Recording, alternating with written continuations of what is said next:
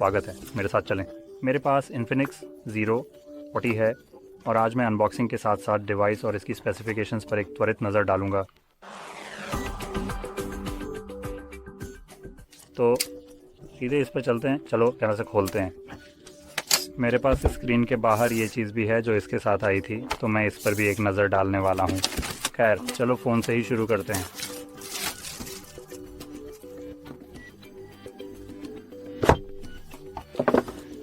अब इससे पहले कि मैं इसे उठाऊं, मैं इन्फिनिक्स के कुछ बीच पर एक नज़र डालना चाहता हूं जिन्हें मैं कभी नहीं छोड़ूंगा। इसका मौका, बस शेडी, रैपी, बिज़नेस जैसी मार्केटिंग प्रथाओं पर बकवास। तो ये डिवाइस बॉक्स से बाहर काफ़ी अच्छे स्पेसिफिकेशंस के साथ है, इसलिए ये मुझे और भी ज़्यादा हैरान करता है। NFC और JBL द्वारा साउंड जैसी चीज़ों की लिस्टिंग करना। JBL द्वारा साउंड का मतलब है बकवास बस। क्योंकि ये अभी भी एक फ़ोन स्पीकर है, इसलिए इसकी आवाज़ ज़्यादातर बकवास जैसी ही होगी। और मैं देखता हूँ कि लगभग हर फ़ोन में ये है, लेकिन उन दोनों में वास्तव में कुछ गलत नहीं है। जहाँ मुझे ये बिल्कुल भयानक लगता है वह 20 GB रैम के मामले में है। तो हमारे पास 512 GB स्टोरेज है, जो एक अच्छा मात्रा है। और अगर आप यहाँ इस छोटे से बकवास टेक्स्ट पे देखें तो हमें 12+12 GB रैम मिलती है। अब जो लोग कंप्यूटर जानते हैं वे जानते हैं कि यह बस पूरी बकवास है, और जो लोग नहीं जानते उनके लिए ये एक पूरी तरह से बकवास धोखा है। आप स्टोरेज को अतिरिक्त रैम में नहीं बदल सकते, क्योंकि एक को, उदाहरण के लिए जिन्हें हम SSD के रूप में जानते हैं और दूसरे को रैम के रूप में भी जानते हैं, टक्कर मारना। अब ये नाम यहाँ सिर्फ मज़े के लिए नहीं है। इसका नाम रैम रखने का एक विशेष कारण है और इसके लिए एक विशेष कार्य है। तो ये कहना कि आपके पास 12+12 है बकवास है, क्योंकि आपके पास अतिरिक्त 12 GB रैम नहीं है। आपके पास 12 GB स्टोरेज है, तो एक पूरी तरह से अलग चीज़ है। अब हमारे पास यहाँ जो भी स्टोरेज है वही मूल रूप से है जिसे वे रैम में बदलते हैं। तो हमारे पास UFS 3.1 है भंडारण। अब अगर आप कभी रैम की पढ़ने और लिखने की गति देखें और फिर कुछ पूरी तरह से भयानक बकवास जैसे UFS 3.1, आप गति में एक स्पष्ट अंतर देखेंगे, जो फिर से एक को दूसरे के रूप में मार्केटिंग करने की पूरी बेवकूफ़ी में बदल जाएगा। बस मुझे ये नफ़रत है। लेकिन खैर, ये सब बातों के बाद मैं बस ये बताना चाहता था, मुझे इस तरह की मार्केटिंग से बिल्कुल नफ़रत है, क्योंकि बहुत से लोग वास्तव में अंतर नहीं जानेंगे। वे सोचेंगे हमारे पास 24 हैं। सच्चाई से कहें, फ़ोन पर 12 GB रैम पहले से ही पर्याप्त जगह है। इसे 24 के रूप में विपणन किया जा रहा है। पहला झूठ, और दूसरा इस विशेष मामले में बिल्कुल बेकार। तो ये सब बातों के बाद हम डिवाइस में जा सकते हैं। तो हाँ, हमारे पास सिर्फ कागज़ात हैं और जो एक केस और टेम्पर्ड ग्लास जैसा दिखता है, ठीक है, और यह भी घुमावदार है। यहाँ का केसिंग का डिज़ाइन काफ़ी अच्छा है। हमारे पास इस तरह का प्लेथर भी है जैसे और भी काफ़ी अच्छा है, और ये वास्तव में प्रभावशाली है। यहाँ पीछे बस नीचे थोड़ी सी प्लास्टिक के साथ जो लिखाई है ज़ीरो, गोप्रो के साथ काम करता है। मुझे नहीं पता गोप्रो के साथ क्या काम करता है केस, जो भी हो। एंड डिवाइस के साथ आने वाले स्क्रीन प्रोटेक्टर को देखकर यह एक टेम्पर्ड ग्लास है, यह भाग्यवश एक है।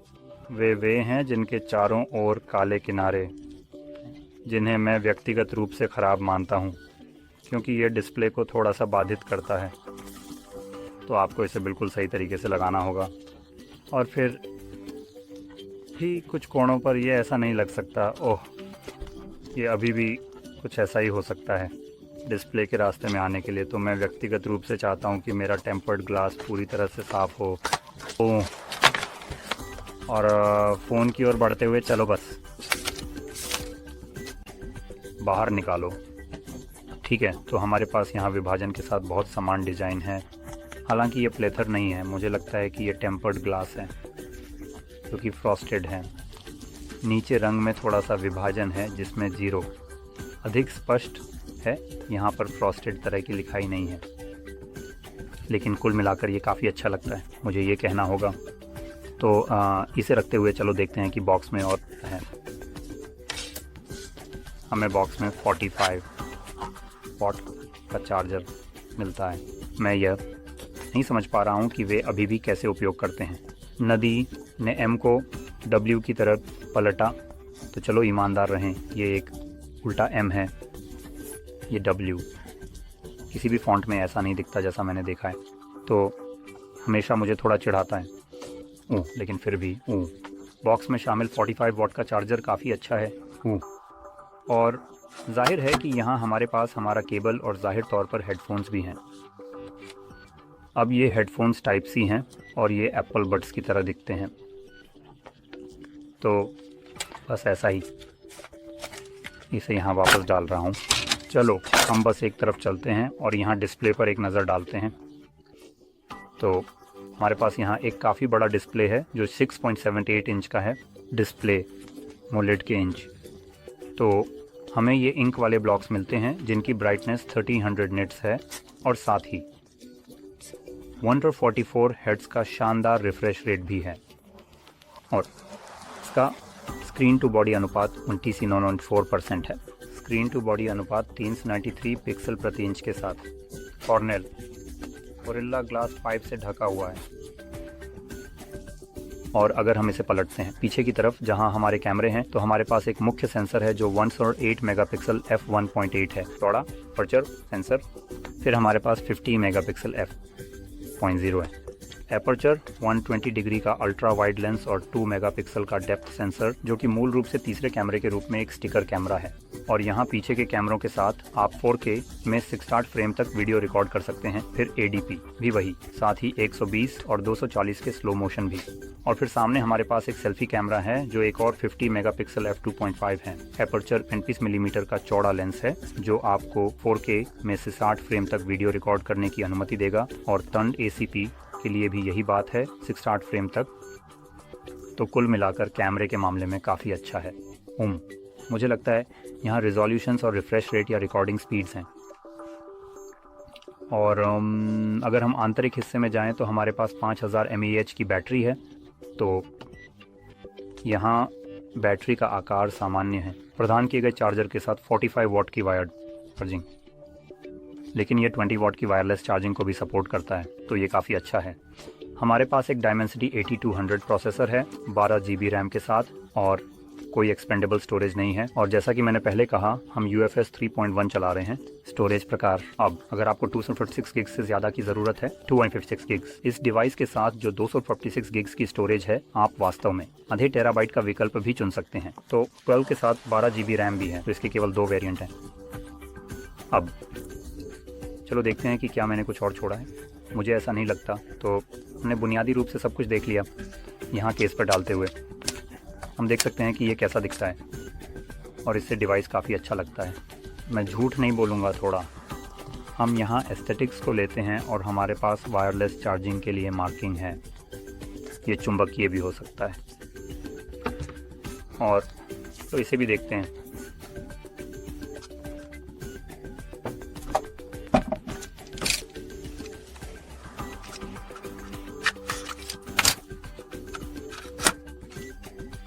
अब ये बॉक्स बहुत पतला है, जैसा कि आप देख सकते हैं। पूरा बॉक्स फ़ोन के लगभग बराबर मोटा है। तो मैं थोड़ा उत्सुक हूँ कि असली चार्जर कैसा दिखेगा। और हाँ, हम हैं। तो ये बस एक छोटा सा पक है, और ये जैसा कि आप देख सकते हैं बहुत छोटा है। तो चलो देखते हैं कि क्या ये मैग्नेटिकली अटैच होता है। और ये होता है, जैसा कि आप देख सकते हैं, ये पकड़ रहा है। तो ये वास्तव में काफ़ी अच्छा है। यहाँ पर संस्करण है, ये एक ऐसा उपकरण के साथ आता है जो काफ़ी कूल है। जैसा कि आप देख सकते हैं, ये बहुत न्यूनतम है। तो हाँ, ठीक है, मुझे इस तरह के दृष्टिकोण पसंद है। एक सुपर छोटे चार्जर के साथ स्पष्ट रूप से, अगर आपके पास अपना खुद का चार्जर है तो आप उसका उपयोग कर सकते हैं। और इस विशेष चार्जर के बारे में चलो देखते हैं कि यह कितना चार्ज करता है। तो ये 15 वॉट्स का है। तो ये डिवाइस को उतनी तेज़ी से चार्ज नहीं करेगा जितनी तेज़ी से ये वास्तव में वायरलेस तरीके से चार्ज हो सकता है। तो अगर आपके पास एक बेहतर वायरलेस चार्जर है तो आप उसकी जगह इसका उपयोग कर सकते हैं। लेकिन ये अभी भी काफ़ी अच्छा है, ये देखते हुए कि इसे डिवाइस पर सही तरीके से रखना कितना आसान है, और ये आपके फ़ोन को चार्ज करता है। अब एक और चीज़ जिसे मैं चेक करना चाहता हूँ वह ये है कि क्या ये बिना केस के भी मैग्नेटिकली अटैच होता है।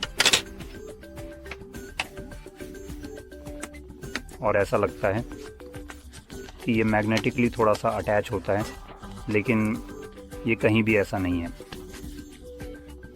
मुझे लगता है कि ये बस कुछ आंतरिक चीज़ों से मैग्नेटिकली अटैच करने की कोशिश कर रहा है, लेकिन ये इसे पकड़ने के लिए पर्याप्त मजबूत नहीं है। तो आप देख सकते हैं ये इसे बहुत थोड़ा सा ऊपर उठाने जैसा है। तो हाँ, स्पष्ट रूप से यह इससे कहीं बेहतर काम करेगा। और ये वाला, जैसा कि ये वास्तव में सही तरीके से इस पर मैग्नेटिकली अटैच होता है। यहाँ पर आपके पास कोई विशेष स्थिति नहीं है जहाँ यह अटैच होता है, तो ये बस थोड़ा सा फिसल जाता है स्पष्ट रूप से, जिससे इसे सही तरीके से पोजीशन करना आपके लिए थोड़ा कठिन हो जाता है। तो अगर आप वायरलेस चार्जर का उपयोग करना चाहते हैं तो केस एक बहुत बेहतर समाधान होगा। लेकिन खैर, ये कहते हुए मुझे उम्मीद है कि आपको ये बहुत मददगार लगा, और अगर ऐसा है तो लाइक करना ना भूलें, सब्सक्राइब करें, और देखने के लिए धन्यवाद।